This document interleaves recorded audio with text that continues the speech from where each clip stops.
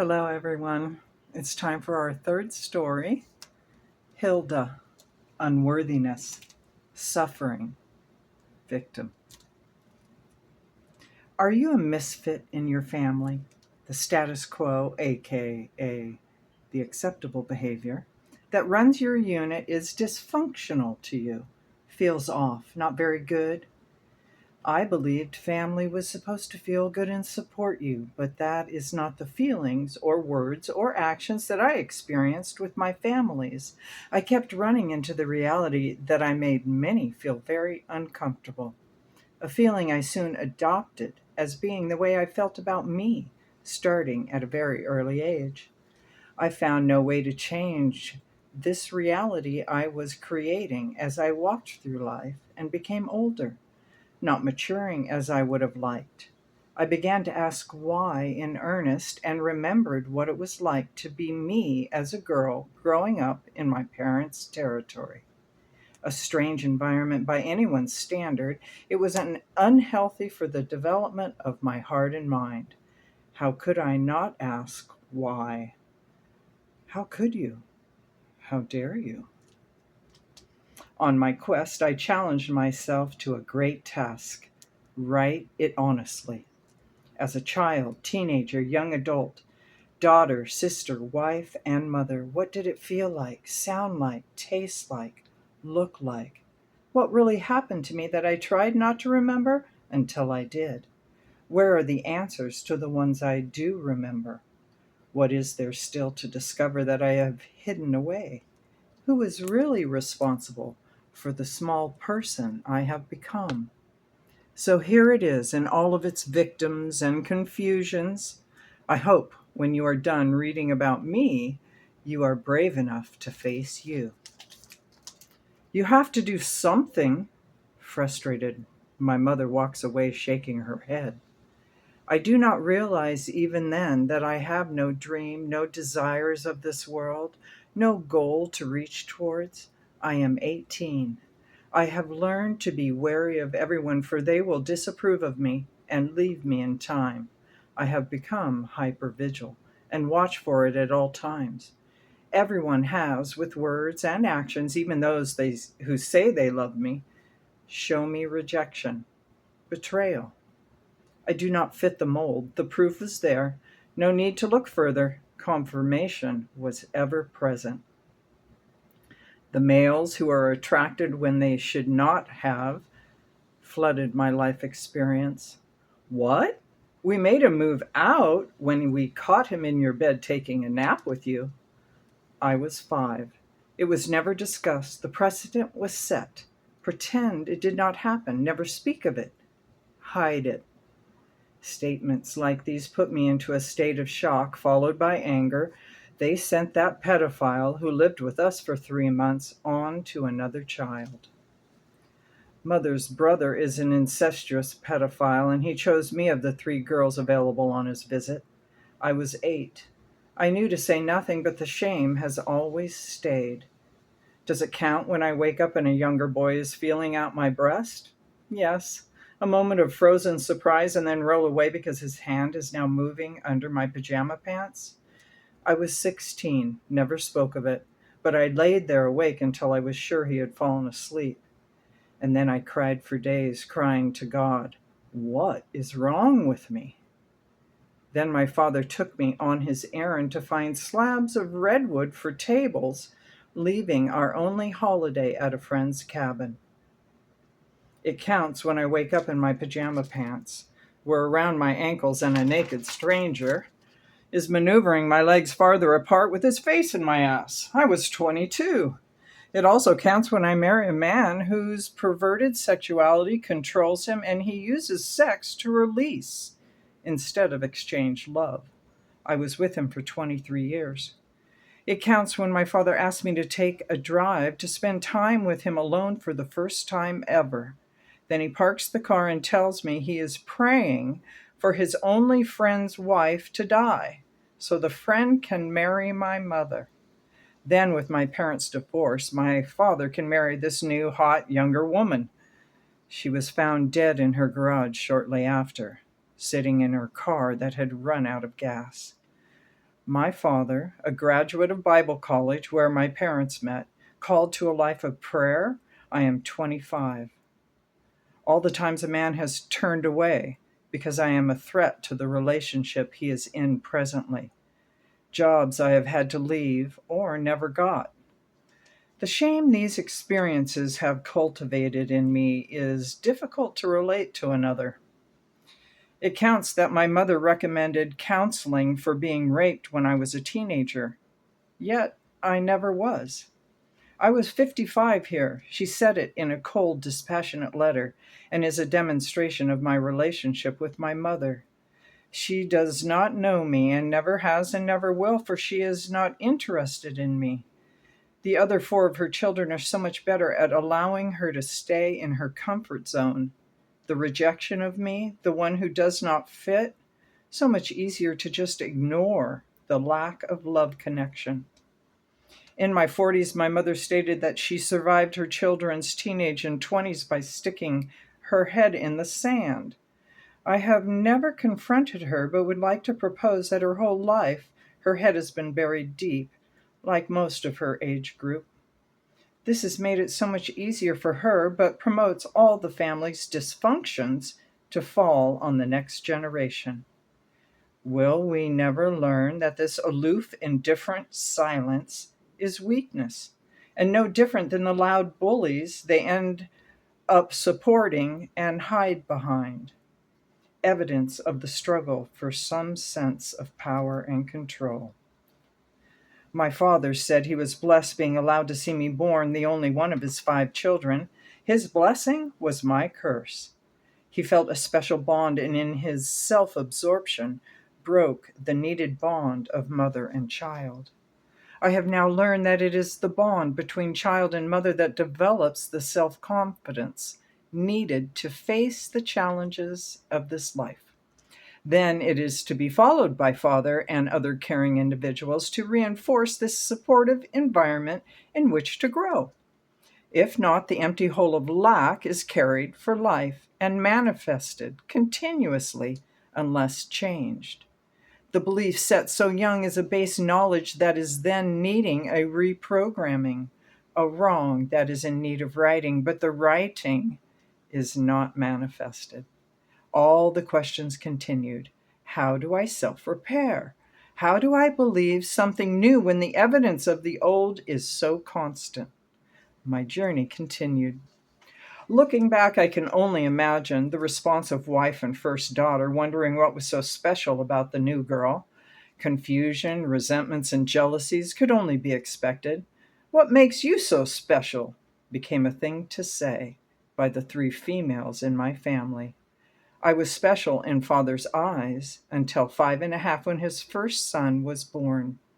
He spent the next year telling everyone he had a son with more enthusiasm than he was showing to God, his favorite topic.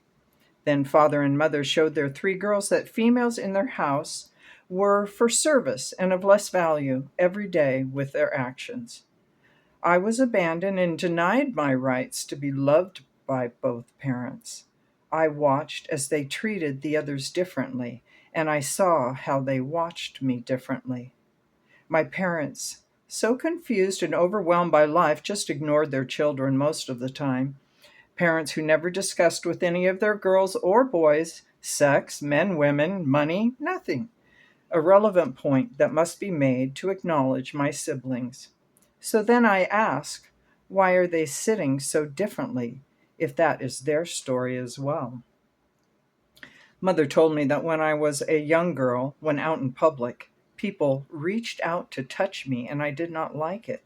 Yet she never taught me how to cope with it or to protect me. I was 57 when she told me, and I remembered what it was like to be a child in their home. I was to be seen helping and not heard. I had lived a young life cringing when us 5 children made too much noise or I needed something. Only a small portion of food allowed, and I would not take more. They did not have enough either. You see, both father and mother refused to work for money. We struggled well below poverty, living off the graces of grandparents and a great aunt, sometimes neighbors, for bare survival. Starting with my mother and older sister, verbal disapproval became the norm. When young, I preferred the parent who gave me attention, and this confused and hurt my mother. The distance between mother and I, which began at birth, continued throughout my entire life. I saw her struggles and felt sorry for her. My duty was to be of help, and I was her duty. What she did give me felt strange, odd, and neither of us knew what to do. We tried but failed to create a flow. Instead, duty and obligation remained steadfast. Then she left the state and remarried while I raised my children without the support of family. My father was happy to ignore he had daughters once he and mother divorced. Life only occasionally bumped into each other. He found another younger woman to make his second wife, and their life did not include his previous family, except on a holiday occasion when they were served a delicious meal. He was a man who produced 5 children and never wanted to be a parent. Wow, how stupid is that? What shame he carried to fail so badly. He had to separate himself so he could pretend he was a good guy. So out of truth that he cried the last 8 years of his life, while his ability for speech was taken away with multiple strokes. He had begun to listen for the first time. My parents thought they had the right to produce 5 children and not teach them how to live well in this world.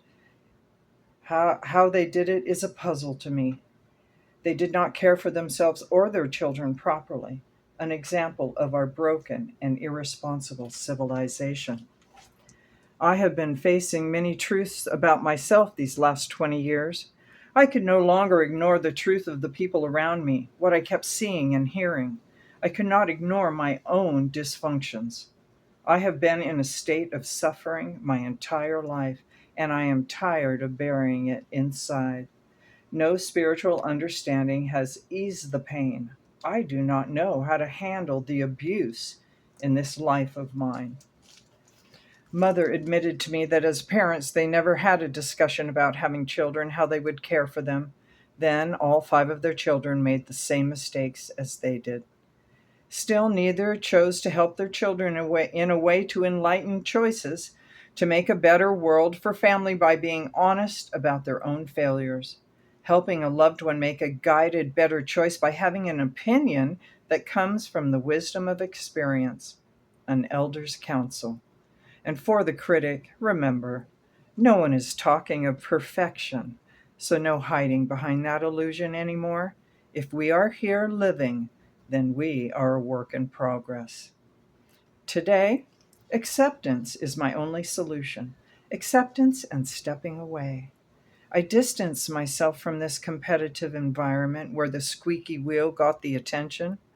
Mother's life rhythm and choices fit her other children, and they found a flow.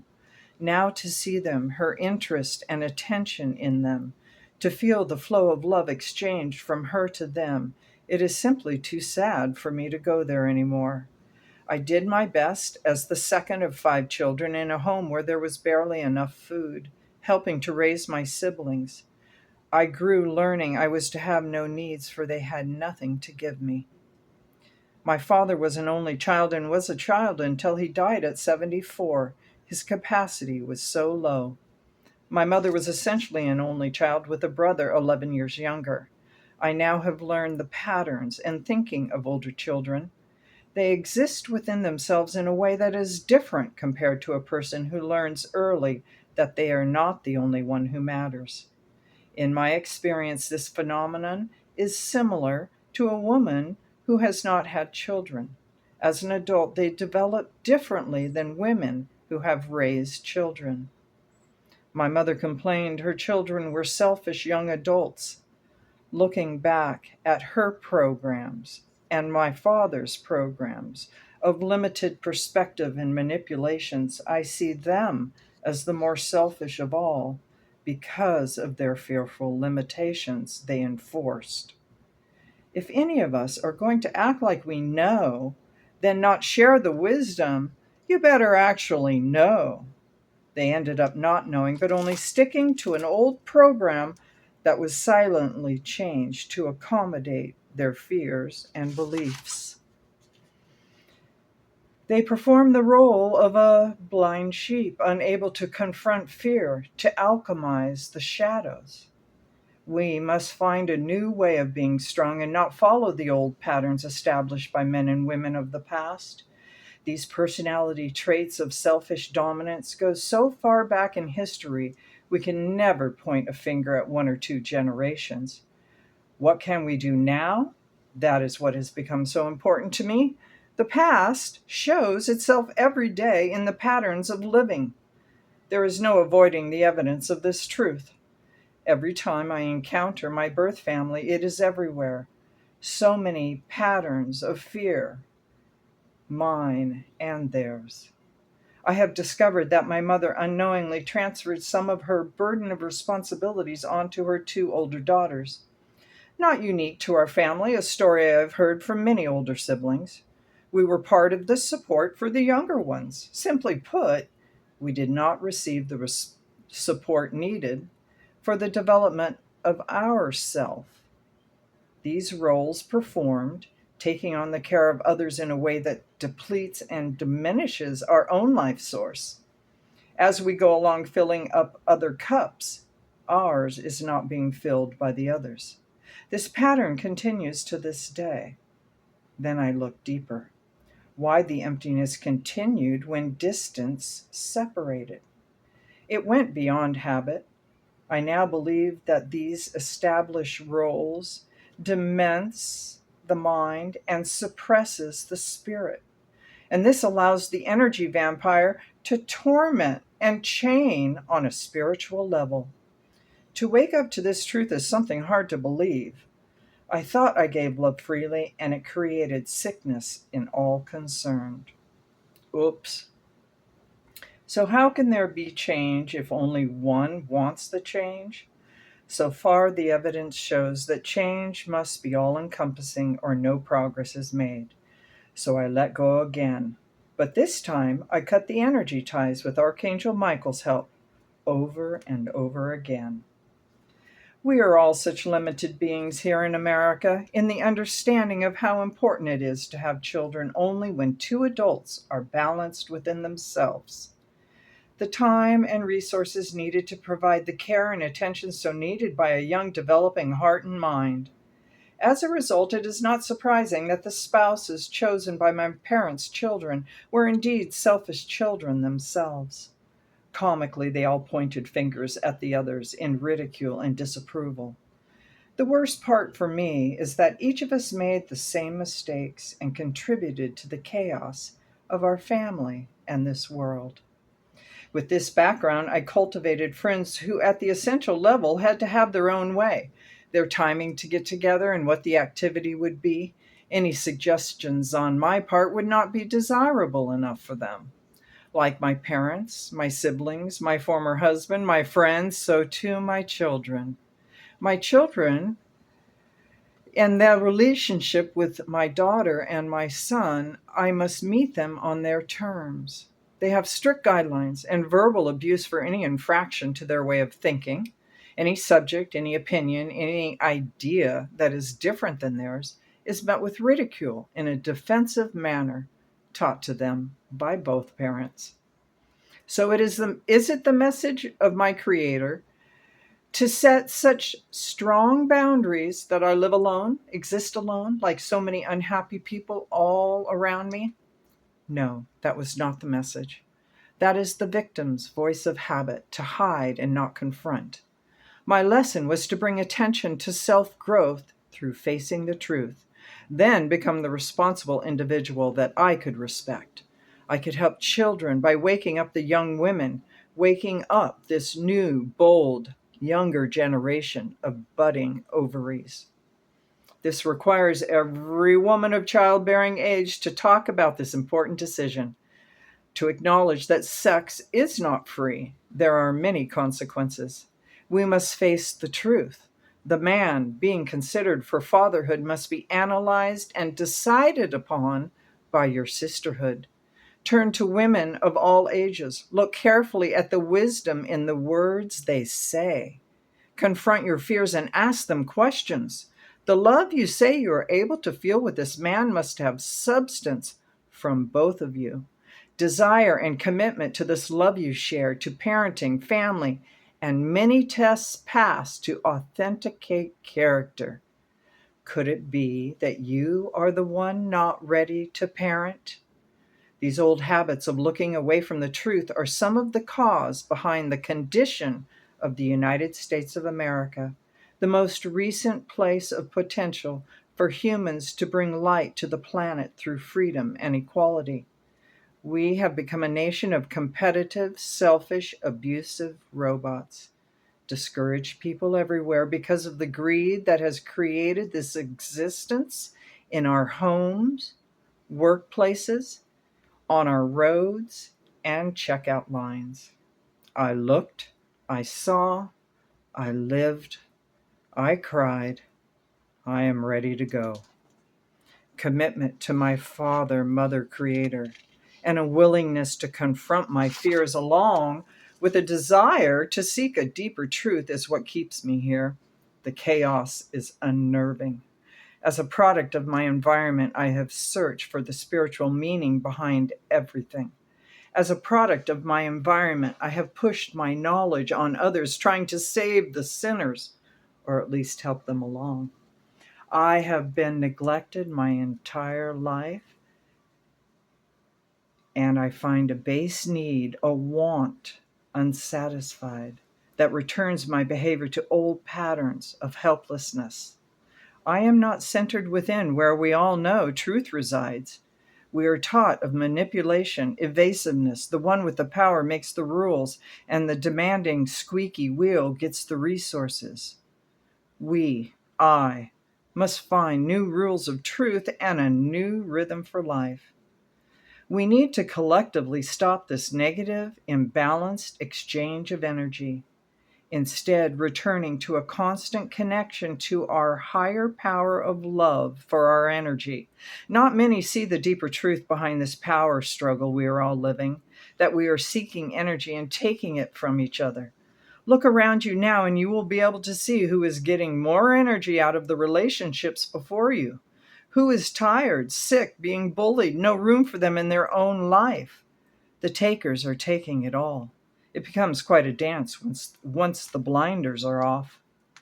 Our younger generation calls them energy vampires, and there are 4 kinds. James Redfield calls them the intimidator, the interrogator, aloof, and poor me.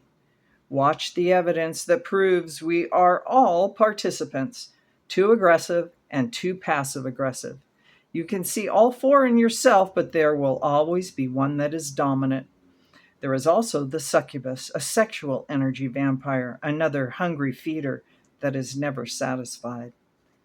Learn what your pain body is from Eckhart Tolle, and don't let the pain body control you anymore.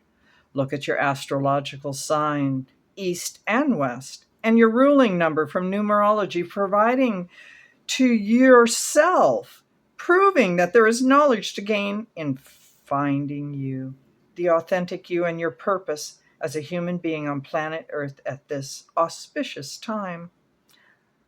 Like Neo from the Matrix, he learned from the Oracle, know thyself. Look at human design and laugh along with me as we discover personality and genetics that make up me and you. Then rejoice if you are not afraid. There is more to you than meets the eye. I am still in awe of the truth of me. How is it that I receive what I get? Because it is what I signed up for. I can make it work well for me if I better understand the lessons and challenges in connection with my higher self. Our psychologists have told us there are 5 ways that we humans exchange love: receiving and giving of gifts, acts of service, physical touch, words of affirmation, and quality time of undivided attention. I believe that they are wrong. Love is an emotion, a frequency of light energy that flows through the heart. It can be given and received by the heart only, either in connection between 2 or more beings, within self, or with our Creator. The 5 elements of love are part of the exchange of currency that our relationships exist on. The act is not love. Each is currency given, and a return is expected. Show me one relationship that does not have a balancing act going on, a ledger of the credits acquired through these 5 acts.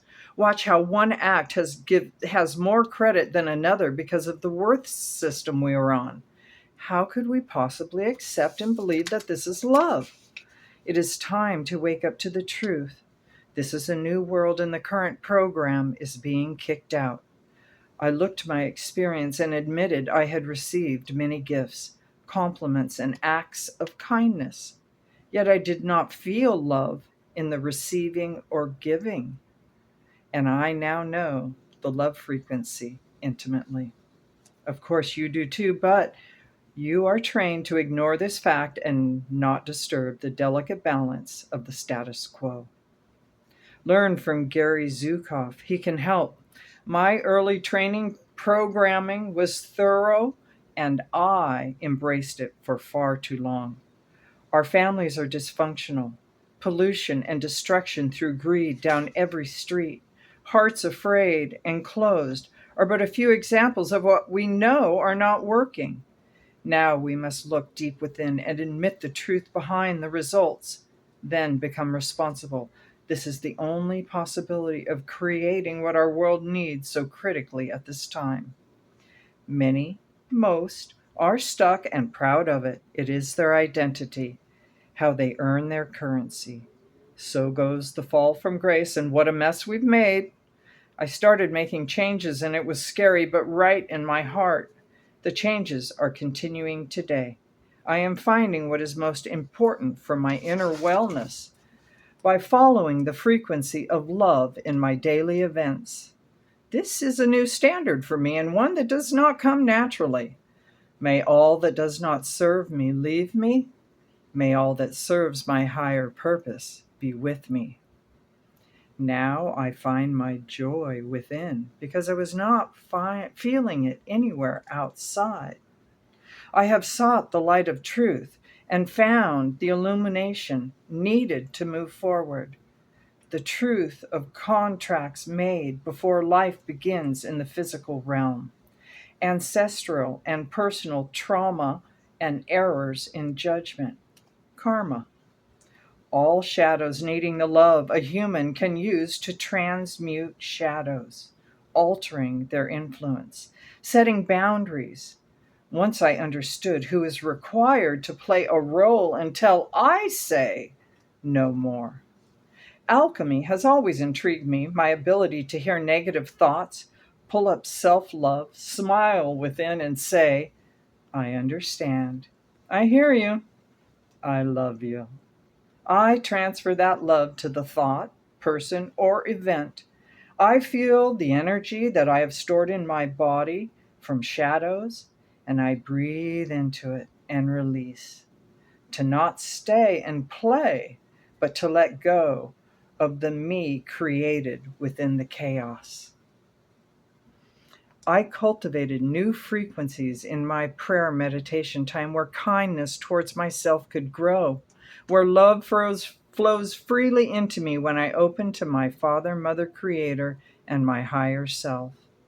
Have you discovered who your higher self is? I learned how to fill my own cup, committed to no longer stealing energy from another. Now I spend time looking for beauty wherever I am, at least when I don't forget to. Pain can distract my purpose to love all before me. I have learned the importance of a personal sanctuary that is just for me wherever I live.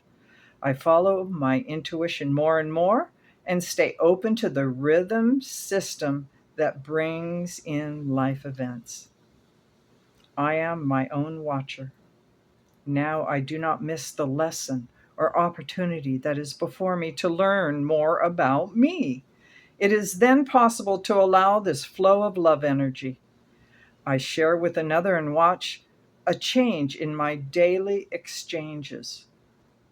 I can live the life my heart yearns for, a peace-filled experience with beauty and love at its core. I am learning. How to embrace a new me, a task that is not a simple process unless I want it to be. Gently reminding myself of who I have discovered myself to be. So, can we change? Can we face some fears? You know you want to. I know I do. I know we can. The gathering room. Hilda.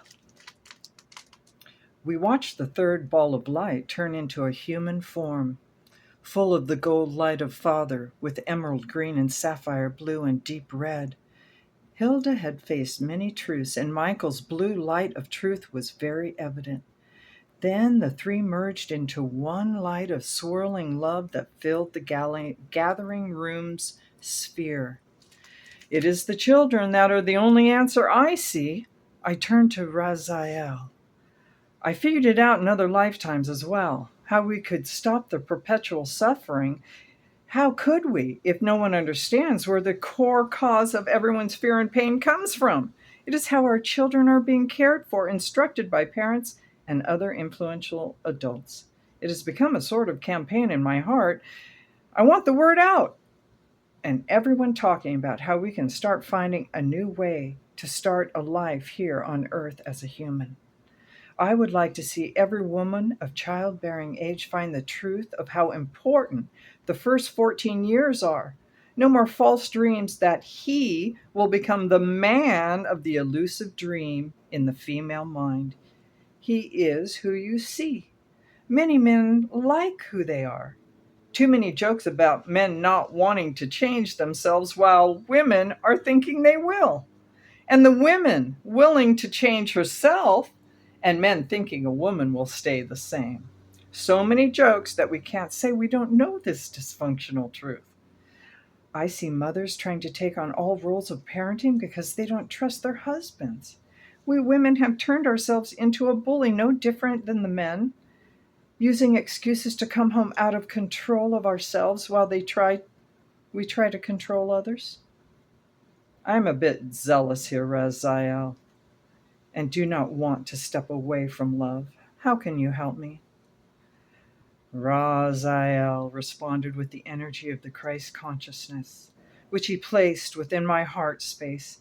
I felt the waves of compassion and gentleness encompass me within the entire sphere of where I exist. The truth took hold. The worry from living held in my forehead eased, and the lines softened. I breathed deeply and deliberately, sent to each cell the record of ease that could now be held within my understanding. I was present with the experience of this truth. I knew the impact to my beliefs it would have when I returned to my physical body. I had briefly felt this before, but it had not stuck. Now it was a part of my being as a human on earth for as long as this lifetime continued. I felt Yeshua's presence and turned to my old friend. I recalled many challenges we had tackled together in the battles of light and dark energies. Our exchange of love complete, I turned to Raziel for the next lifetime experience, alert and ready.